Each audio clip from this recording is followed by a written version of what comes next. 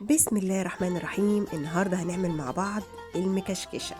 جلاش طالع ترند حلو قوي وطريقته سهلة وبسيطة، وهقولك على تريكة بقى تودي طعمه في حتة تانية أحلى من أي جلاش كلتيه في حياتك.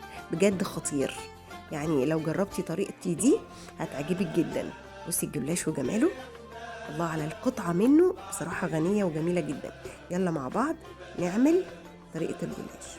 شكله خطير وطعمه أحلى. اول حاجه عايزاها معاكي، عايزه لفه جلاش وعايزه الزبده بتاعتي او السمنه بتاعتي اكون مسيحاها، يعني دي سمنه وانا مسيحاها. هجيب الصينيه بتاعتي وادهن ال ال القاع بتاع الصينيه بسمنه بسيط. خلي بالك انا بدهن الجلاش بسيط عشان ما تبقاش سمنته كتير وما يبقاش تقيل وفي نفس الوقت يورق. هجيب ورقتين جلاش، اول ورقه هدهنها بسيط جدا زي ما انتي شايفه كده، انا بدهن بسيط قوي، يعني يكاد يكون الدهن السمنة مش باين.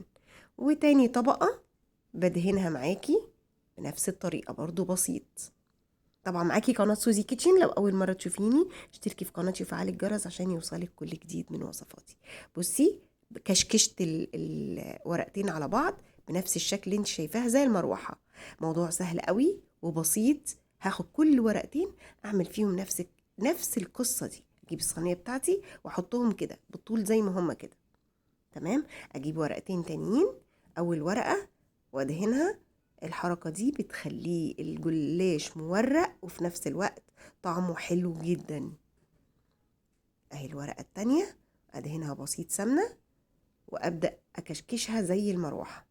جلاش طالع جديد، احنا عملناه مع بعض من 5 سنين تقريبا في صفحتي على الفيسبوك، بس المرة دي حبيت اضيف حاجة تخلي طعمه في حتة تانية حلوة قوي.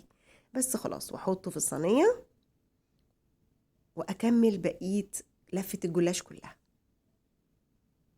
بس خلاص بصي اهو، اجيب بقى الحروف بس ادهنها سمنة، الحروف وبسيط قوي لان انا حاطة من جوه بسيط جدا، لاني لسه هحط عليه الحاجة بقى اللي هتوديه في حتة تانية خالص.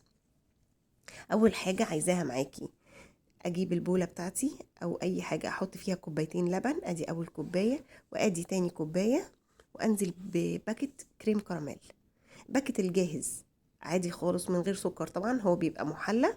بقلب جامد، لازم اللبن يكون دافي، يكون دافي عشان الكريم كراميل يدوب معاكي فيه. بصي شكله وجماله. خلاص اجيب بقى صينيه المكشكشه بتاعتي او الجلاش بتاعي واسقيه بالكريم كراميل ده. انتي مش متخيله الطعم بقى هيبقى في حته تانية خالص. طبعا اكون مسخنه الفرن، اقطعه عشان انا نسيت اوريهولك وانا بقطعه قبل ما ادخله الفرن. قبل ما يدخل الفرن يكون متقطع المربعات اللي انتي عايزاها. بس اكون مسخنه الفرن واحطه على الدرجه اللي في النص لحد ما يحمر كده ولونه يبقى ذهبي حلو قوي.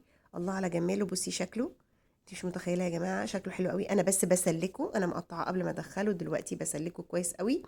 وطبعا اكون مجهزه الشربات بتاعي اللي هو كوبايتين سكر على كوبايه ميه، وده الشربات بتاعت الحلويات الشرقيه كلها لازم يكون تقيل وحلو كده الا البسبوسه طبعا.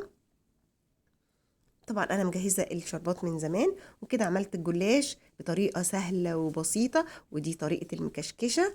وطبعا جربيها ومش هتبطلي تعملي بالطريقه دي، بجد طعمه حلو قوي وهيعجبك ومختلف عن اي جلاش كلتيه قبل كده في حياتك. وطبعا زي ما بقول كل مره، ربنا يحسن ما بين ايدينا، واللي جرب وصفتي بألف هنا وشفا.